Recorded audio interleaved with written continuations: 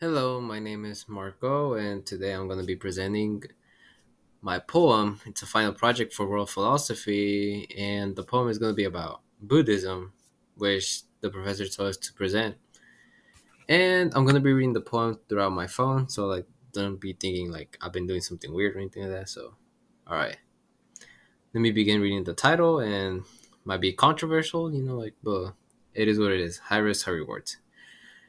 The glazing of Buddha, the path to enlightenment. All right, let's begin. O Buddha, the enlightened one, born as the honored one, at birth you walked and talked. Every step created flowers of life. Your father inherited his kingdom, but destiny inherited his world.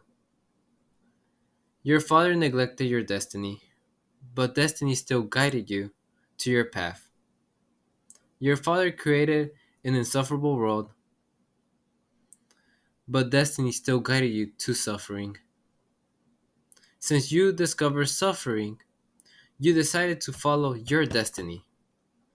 And your destiny is achieving enlightenment. You escaped your father's wills, and you went to go find enlightenment. As you turned into a mendicant, excuse me, you still couldn't find enlightenment until one day you heard a teacher teaching to have a balance, which took him a step closer to enlightenment, which caused him to sit in body tree, all to seek for enlightenment, which caused them to sit there for 49 days of trial, all to seek for enlightenment. He didn't move once, focused on himself, and meditated. He ignored temptations, ought to seek for enlightenment. Once you achieve enlightenment, you discover suffer, aging, and death must be accepted into your life. To achieve enlightenment, your name, once being Sadrid, turned to Buddha, teaches his disciples enlightenment. They start to teach enlightenment to the people. Till this day, even after your death, they still teach people the path to enlightenment. And that is all for my poem that I wrote. Let me explain something brief about the poem. So, pretty much, as I was saying, whenever I was talking about how his father was inheriting his kingdom to him, but destiny was inheriting his world to him. So, pretty much, it's just saying that he was going to be the next person up to the throne once his father passed away. So, pretty much he was going to inherit a kingdom. But pretty much, destiny, like the world, had different plans for pretty much Buddha. He was gonna become like a leader, like somebody that's gonna guide people towards enlightenment, and that's something that his father never comprehended because he created like a place, like in his kingdom, like a place that's insufferable. Pretty much like there's nothing that could like bring suffering or like questioning like what is the meaning of life for Buddha, and even still, destiny still brought him towards that suffering and which caused him to have like that curiosity for enlightenment, which was pretty much his destiny since the first place, is the day of his birth.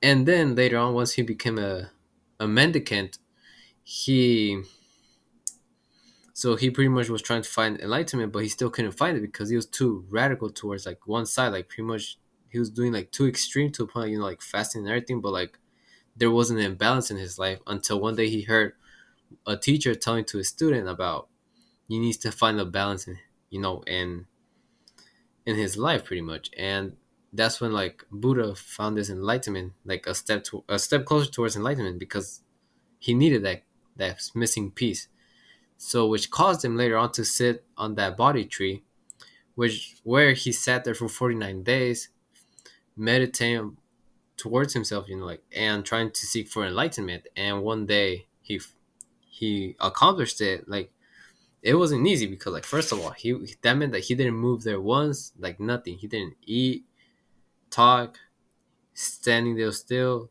like no matter the situation of the weather, how it was during that time, and there was also temptations, like evil wickedness was there around that time, trying to tempt him to like to fail, but he didn't.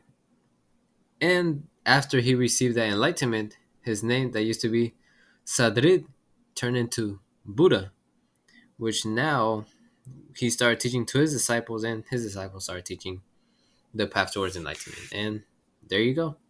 Hope you guys enjoyed this brief poem, something brief, nothing so sophisticated at all, and my explanation as well. Have a good one. Peace.